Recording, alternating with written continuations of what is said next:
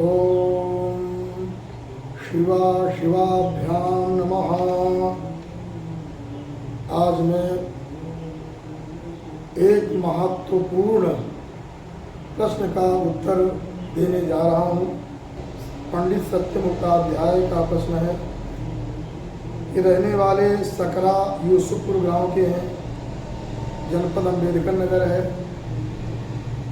और इन्होंने एक हमारे पास एक लेख भेजा है और उन्होंने कहा है कि आजकल लोग ये श्राद्ध तर्पण और जो देवदशा भोज आदि कर्म है इनका निषेध करते हैं और अनेक प्रकार के कुतर करते हैं।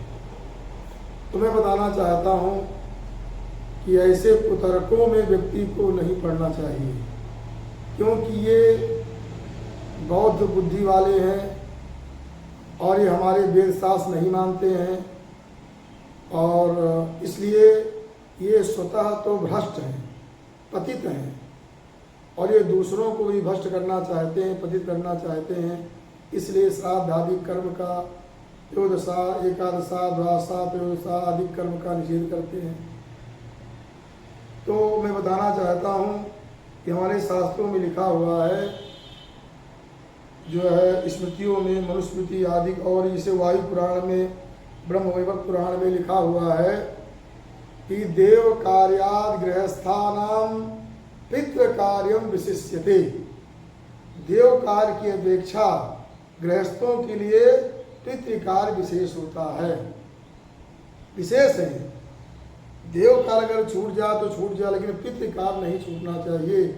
पितरों के उद्धार के लिए, कल्याण के लिए सदैव प्रयत्नशील रहना चाहिए, क्योंकि उन्हीं का रक्त हमारे शरीर में नसों में बह रहा है। अगर इसलिए उनका सत्कार, उनके कल्याण के लिए हमको सारे उपाय करने चाहिए, जो समय समय पर करना चाहिए। कोई भी कार्य करना हो, जैसे नांदी श्राद्ध आदि है, और पितृपक्ष में विशेष करके तर्पण श्राद्ध, और भी उदिष्ट आदि श्राद्ध हैं, मृत श्राद्ध हैं, ये सब विधिवत संपादन करना चाहिए।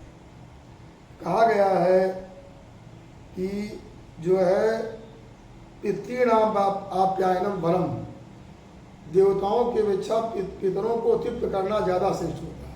गृहस्थों का कल्याण पितरों से विशेष होता है, और पितर अगर रुष्ट हो जाते हैं तो अनेक प्रकार की बाधाएं घर में, परिवार में व्याप्त हो जाती हैं। लिखा गया है शास्त्रों में, ब्रह्म पुराण में कहा गया है, एवं विधानतः श्राद्धम कुर्यास्तो विभवोचितम आब्रह्मस्तंभ पर्यंतम जगत पीणाति मानवः। जो विधि विधान से श्राद्ध करता है अपने वैभव के अनुसार, ये नहीं बहुत, जितना अपने पास सामर्थ्य है उसके अनुसार श्राद्ध करना चाहिए, उसके अनुसार ब्राह्मण भोजन भी कराना चाहिए, अन्य भोजन कराना चाहिए। अपने सामर्थ्य के अनुसार जो करता है वो मानो समस्त पूरे ब्रह्मांड को तृप्त कर देता है। आ ब्रह्मस्तम पर्यंतम, तो सबको प्रसन्न कर देता है। मैंने जगत पीणाति मानवा, वो मानव जो है पूरे जगत को प्रसन्न कर देता है।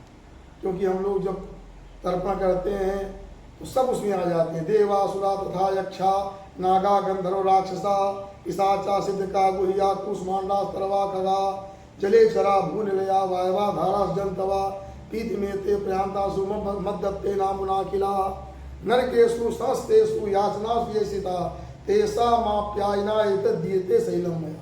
ये बांधवा बांधवा वा एप जन्मनि बांधवा ते सर्वे तृप्त मायांतु मया दत्ते माया। क्या बचा? पूरे सृष्टि को इसमें तृप्त किया जाता है। तो श्राद्ध आदि कर्म, तर्पण आदि कर्म से पूरी सृष्टि को तृप्त किया जाता है। इतना बड़ा पवित्र कर्म है, उसका लोग निंदा कर रहे हैं। ये भ्रष्ट लोग जो पतित हैं, जो शास्त्र विमुख हैं, और इस प्रकार से तो मैं बताना चाहता हूँ, लिखा है शास्त्रों में कि पुम, ये वाल्मीकि रामायण में भी है, अन्य ग्रंथों में भी है, कहा गया है कि पुम नाम नरकात् त्रायते इति पुत्रः। जो पुम नाम का नरक है, पुत्र नाम का नरक जो है, उस नरक से, पुम नाम नरकात् त्रायते, जो उसे रक्षा करता है वही पुत्र है।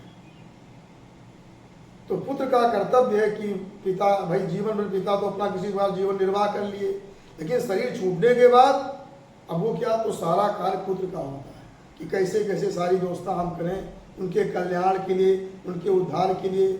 जो सारे श्राद्ध हैं, दशगात्र है, एकादशा है, द्वादशा है, त्रयोदशा है, ये सारे कार्य हमको करना चाहिए, क्योंकि तभी हम पुत्र हैं, ध्यान देना चाहिए।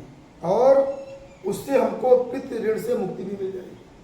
पितृ का ऋण होता है, उस ऋण से मुक्त होना चाहिए। नहीं ऋण से मुक्त हो गए तो पितर आपका रक्त पिएंगे, ऐसा कहा गया। इसीलिए संसार अनेक प्रकार की समस्याएं आती हैं। लिखा गया है कि श्रद्धया पितॄन् उद्देश्य यत् कर्म तत्श्राद्धम, जो श्रद्धा पूर्वक पितरों के उद्देश्य से जो कर्म किया जाता है वही श्राद्ध है। बड़ी श्रद्धा से करना चाहिए पितृकर्म। और पितरों के श्राद्ध आदि करने से लाभ क्या होता है कि कहा गया है कि आयु प्रजाम धनम विद्याम स्वर्गम मोक्षम सुखानि च प्रयच्छन्ति तथा राज्यम पितरः श्राद्ध तर्पिताः।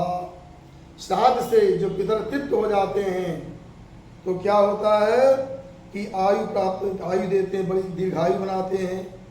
आजकल क्यों लोग ये जो नष्ट हो रहे हैं, आज अल्पायु हो रहे हैं, सब कुछ समस्याएं पैदा हो रही हैं, क्योंकि वो पितरों से दूर हो रहे हैं। और ऐसे कुछ संसार में अपने लोग आ गए हैं भ्रष्ट करने वाले, वैसा ऐसा पुत्र बोल देंगे, सामान्य जनता उनके बस में पड़ जाती है। हाँ, ये सब गलत है।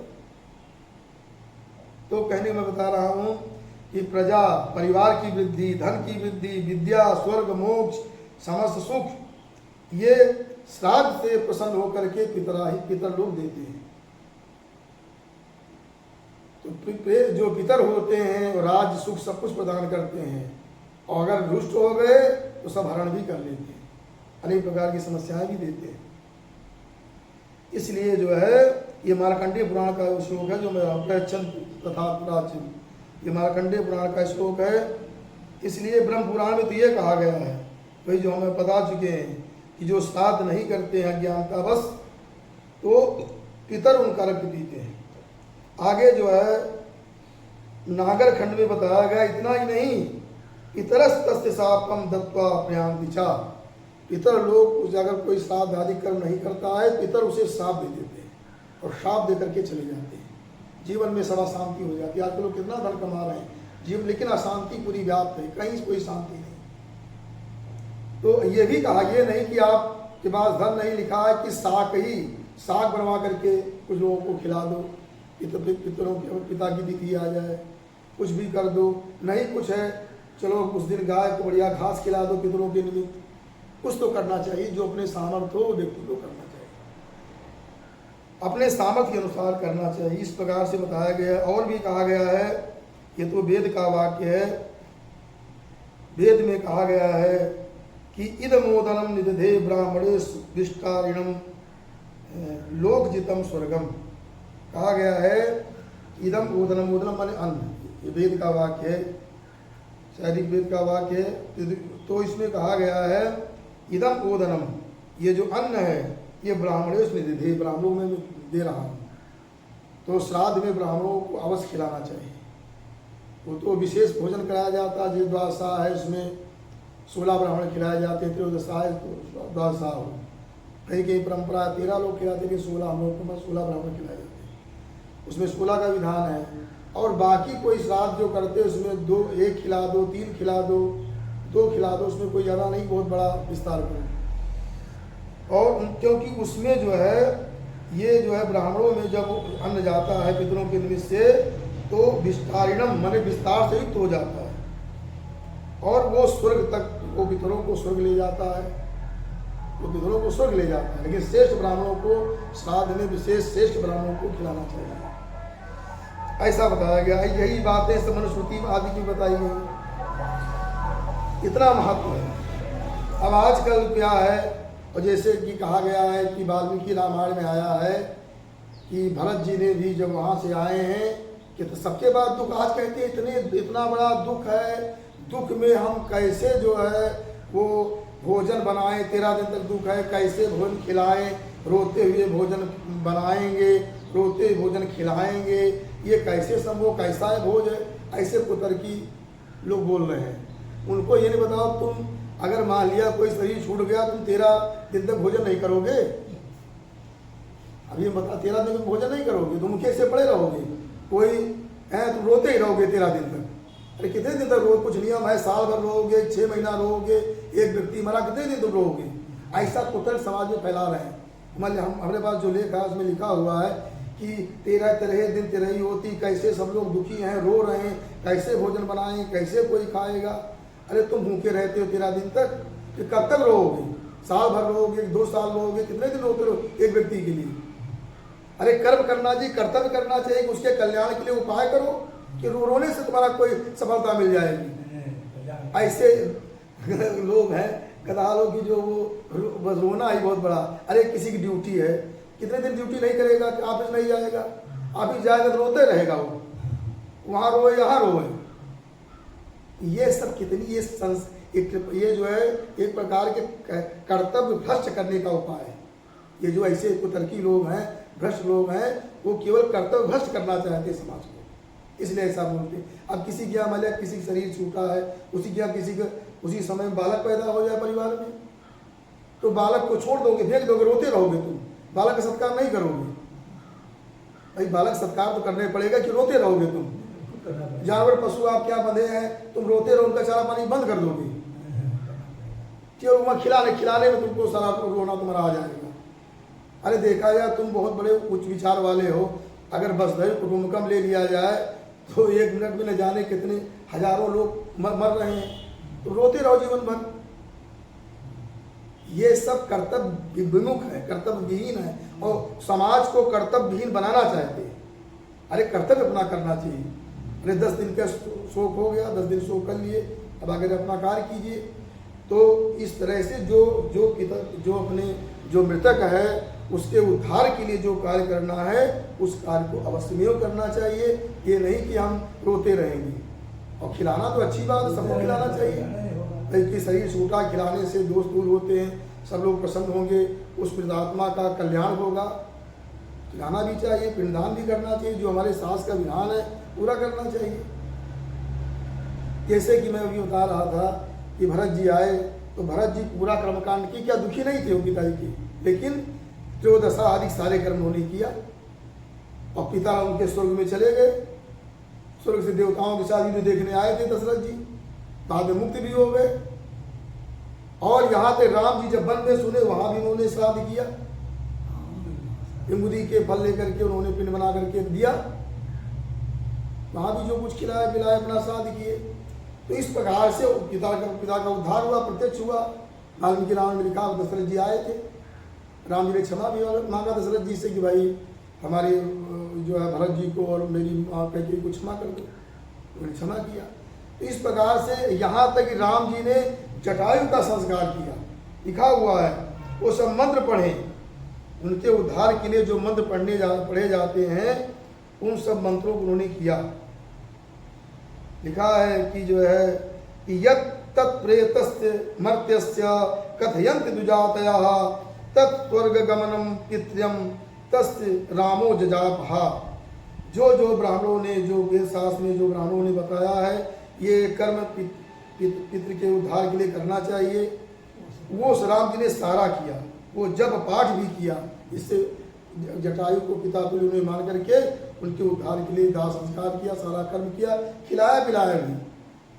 वहाँ भी लिखा है उन्होंने गिद्धों को खिलाया जो उनके खाने योग्य वस्तुएं थी, ये लिखा है। बताओ, गिद्ध का संस्कार किया। ये हमारे यहाँ मर्यादा, हमारे यहाँ धर्म, लोग यही देखने आते हैं कि यहाँ की क्या मर्यादा है, और यही पे लोग इसी को नष्ट कर रहे हैं। भगवान ने सब बुद्धि दे, और दशरथ जी को कितना दो, लेकिन उन्हें संस्कार किया। यहाँ तक कि लिखा है वाल्मीकि रामायण में कि जब रावण मारा गया तो विभीषण ने कहा कि इसका हम दाह संस्कार नहीं करेंगे, ये इतना बड़ा पापी अपराधी बलात्कारी था, न जाने कितना बलात्कार, हजारों कितनी स्त्रियों का बलात्कारी था वो। तो कहा ऐसे निंदित व्यक्ति का हम संस्कार नहीं करेंगे, विभीषण ने कहा। अब आजकल सबसे बड़ा भक्त रावण है, इतने कथावाचक बड़े बड़े हम देखते हैं अधिकतर, और रावण के सबसे बड़ी महिमा गाएंगे। तो ऐसे लोग पढ़े हैं। तो मैं बताता हूँ कि तो राम जी ने कहा नहीं, अब मरणांतानि बैराणी, बैर मरने के बाद समाप्त हो जाता है। अब तुम्हारा बैर समाप्त, अब बैर मत करिए, अब जो हुआ सो हुआ।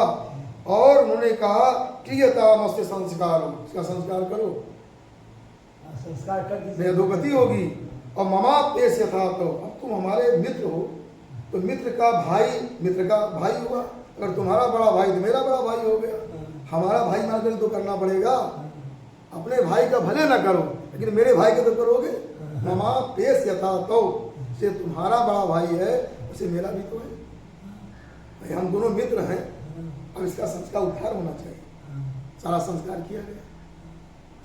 इस प्रकार से ये सब संस्कार की व्यवस्था है, संस्कार करना चाहिए। लेकिन और मैं सामान्य जनता को बताना चाहता हूँ, लोगों को ऐसे बहकावे में ना आए। ये भ्रष्ट है, ये भ्रष्ट करने का इनका उद्देश्य है कि समाज को हम भ्रष्ट करें। इसलिए हमारा जो शास्त्र विधान है, और नहीं तो भाई उनके रोते रहो दिन भर, साल भर रहो, तो कितना ये भी नहीं कि कितने दिन तक उनका दुख रहेगा। कम से उनको बताना चाहिए था कि कितने दिन तक हम रोते रहेंगे। वो 13 दिन का कि 13 दिन तक रोते रहेंगे वो। बताओ ऐसे लोग, बताओ ये अकर्मण्य लोग हैं, कर्तव्यविहीन लोग हैं। ऐसे कर्तव्यविहीन अकर्मण्य लोग जो हैं उससे सावधान रहना चाहिए। व्यक्ति को अपने कर्तव्य, अपने धर्म का पालन करना चाहिए। हमारा कर्तव्य क्या है, हमारा धर्म क्या है, इसके अनुसार चलना चाहिए। इससे कल्याण होगा, अभ्युदय होगा, आपका कल्याण होगा, पितरों का कल्याण होगा, देश का कल्याण होगा, समाज का कल्याण होगा। इसलिए आप लोग इस प्रकार से ऐसे भ्रष्ट लोगों की जो संस्कार विहीन है और कुतर्की हैं, ऐसे लोगों की बातों पर ध्यान ना दें, अपना कर्म करें, उनको तिरस्कृत करें जो ऐसी बातें कहते हैं। इन्हीं शब्दों के साथ वाणी को विराम। असतो मा सद्गमय, तमसो मा ज्योतिर्गमय, मृत्योर्मामृतम गमय। ओम शांति शांति शांति।